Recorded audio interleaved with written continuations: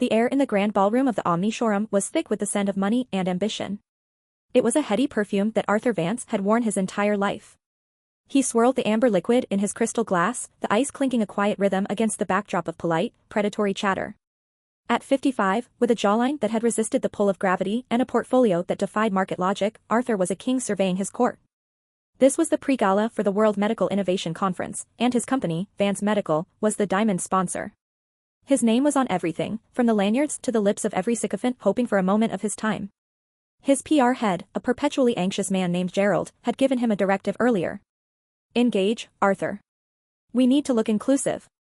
Mingle with some of the scholarship attendees. The optics are crucial. Arthur had scoffed. Optics. He dealt in scalpels and software, in patents and profits.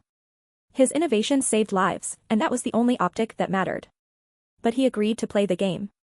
His eyes scanned the room, gliding over the familiar faces of venture capitalists and hospital CEOs, until they landed on her.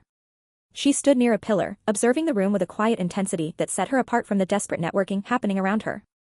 She was a black woman, perhaps in her late 30s, dressed in a simple, elegant navy blue sheath dress that was tasteful but screamed off the rack to his discerning eye.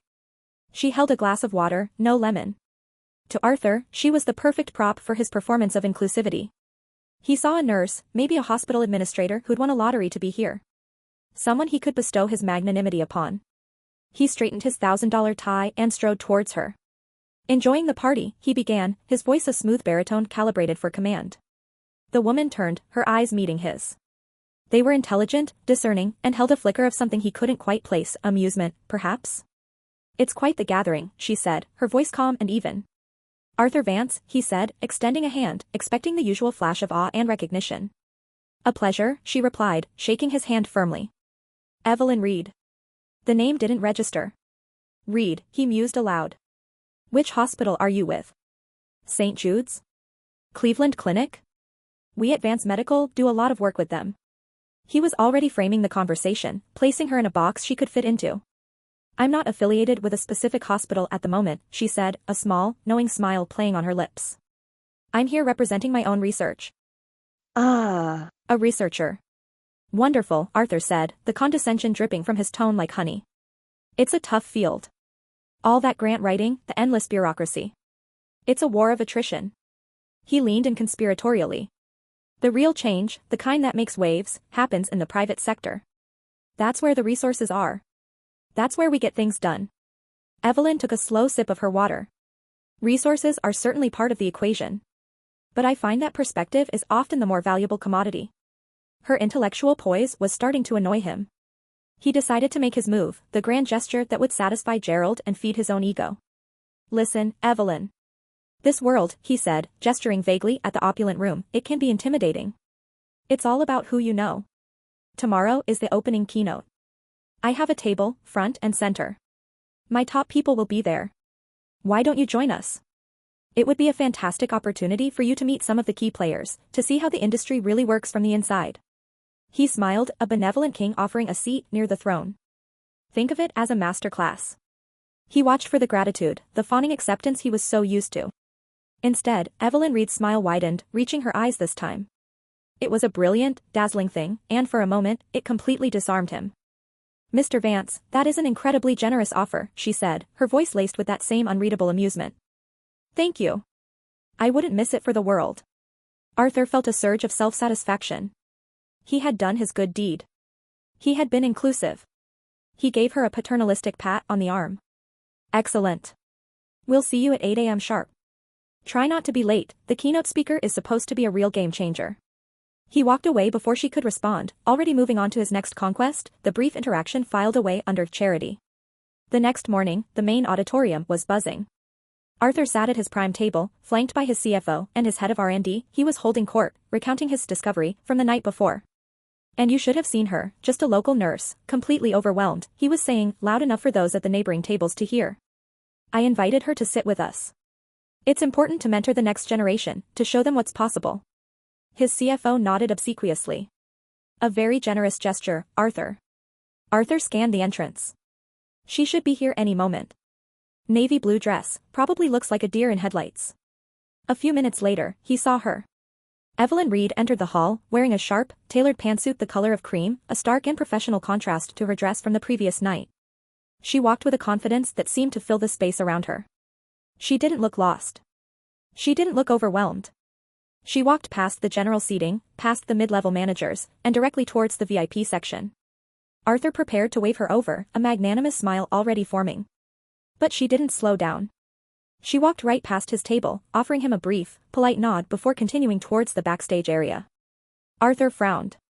Odd, he muttered. Maybe she's looking for the restroom. The lights dimmed. A hush fell over the massive hall. The conference chairman, Dr. Alistair Finch, a man Arthur had known for 20 years, walked to the podium. Good morning, everyone, and welcome to the World Medical Innovation Conference, Alistair began. His voice boomed through the state-of-the-art sound system. We are here to discuss the future of medicine, to challenge our assumptions, and to celebrate the minds that are pushing the boundaries of what's possible. This year, we are honored to open with a voice that has risen not from the boardroom, but from the bedside. A voice that has combined the empathy of frontline care with the rigor of scientific genius to create something truly revolutionary. Arthur felt a prickle of unease. From the bedside? Alistair continued, his excitement palpable. Her work on predictive biosensors for septic shock, born from her years as a critical care nurse, is already saving thousands of lives in its trial phases. It is poised to completely eradicate sepsis as a leading cause of in-hospital mortality. She is a testament to the idea that the most profound innovations come from those who are closest to the problem. Arthur's blood ran cold. His mind started racing, connecting dots with a sickening speed. Nurse. Research. Perspective. It is my distinct honor, Alistair declared, to introduce a true pioneer, the founder of Reed Innovations, and a mind that is reshaping the future of our field. Please join me in giving a thunderous welcome to our keynote speaker, the brilliant Dr. Evelyn Reed.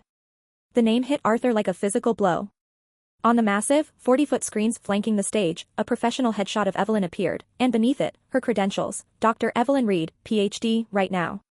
Founder and CEO, Reed Innovations. The spotlight found her as she walked onto the stage from the wings, the same woman from the night before. The same woman he had patronized, condescended to, and invited to his table so she could get a masterclass. A slow-motion horror movie played in Arthur's mind. Every word he had said to her echoed back, dripping with an arrogance that now seemed not just foolish, but grotesque. A simple nurse. It'll be a great learning experience for you. He felt the blood drain from his face. His CFO and R&D head were staring at him, their expressions a perfect, horrifying mix of shock, pity, and schadenfreude. The king was naked, and the entire court could see. Evelyn adjusted the microphone, her calm gaze sweeping across the thousands of faces in the audience. Her eyes briefly met Arthur's, and for a fraction of a second, he saw not triumph, not, I told you so, but a quiet, steely resolve. Good morning, she began, her voice clear and commanding, filling the auditorium. 17 years ago, I was a registered nurse on a med-surg floor. I held the hand of a 42-year-old schoolteacher named Maria as she died from septic shock. Her charts looked fine 1 hour, and the next, she was gone. The data was there, but we weren't seeing it. We weren't listening. Arthur felt like he was shrinking in his chair. She wasn't just giving a speech, she was telling her origin story, and it was a story that fundamentally invalidated his entire top-down, profit-first philosophy. For too long, Dr. Reed continued, her voice rising with passion, the world of medical innovation has been a monologue, delivered from the top down. Executives and engineers, brilliant though they may be, designing solutions for problems they've never had to witness firsthand. They create tools for doctors, but they forget the nurses who spend 12 hours a day with the patients. They build algorithms based on data, but they forget the human stories behind the numbers. Every word was a perfectly aimed dart, and Arthur felt each one land. He had built his empire on being the smartest man in the room, on the belief that innovation was his domain. And here was a woman, a simple nurse, who was not only in his league but was now defining the very future of it, and she was doing it by championing everything he had dismissed. Her presentation was breathtaking. She explained her biosensor technology with a clarity that made it accessible to everyone, from the investors to the clinicians.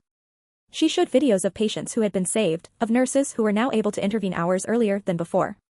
She didn't just present data, she presented hope. When she finished, the silence in the room was profound, lasting for a full 3 seconds before the auditorium erupted. It wasn't just applause, it was a roar. A standing ovation that went on and on. People were on their feet, tears in their eyes. They weren't just clapping for the technology, they were clapping for her, for the idea she represented. Arthur remained seated, paralyzed. He was invisible in a sea of admiration for the woman he had tried to treat as his personal charity project. Later that day, he tried to avoid her, hiding in hospitality suites and faking important phone calls. But as he was leaving the convention center, he saw her standing by the main entrance, speaking with Dr. Finch. She saw him, and instead of ignoring him, she excused herself and walked directly toward him. This was it. The confrontation. He braced himself for her anger, for the public humiliation he so richly deserved. "Mr. Vance," she said, her tone even and professional. There was no gloating in her eyes, only a calm, analytical curiosity. "Dr. Reed," he managed to choke out. "Congratulations. Your speech was remarkable." "Thank you," she said. "I wanted to thank you again for your offer last night. It was illuminating." The word hung in the air between them. Illuminating. She continued, "Your assumptions were based on an incomplete dataset. You saw a black woman in a simple dress and drew a conclusion. As a man who built an empire on data and diagnostics, I'm sure you understand the danger of forming a hypothesis without all the variables." She paused, letting the weight of her words settle. "Perhaps in the future, you'll consider that a person's value isn't determined by the label you assign to them, but by the content of their work and the character they possess. The most groundbreaking data sometimes comes from the most unexpected sources." She gave him a final, polite nod. "Enjoy the rest of the conference." And with that, she turned and walked away, leaving Arthur Vance standing alone in the cavernous hall, the scent of money and ambition replaced by the bitter taste of humility. He was a king in a court that no longer saw him, his crown lying shattered at his feet, broken by the quiet power of a woman he had been too blind to see. If this story of perspective, prejudice, and ultimate triumph resonated with you, please show your support by hitting that like button and be sure to subscribe to the channel for more powerful stories that challenge the way we see the world. Your support helps us continue to create content that matters.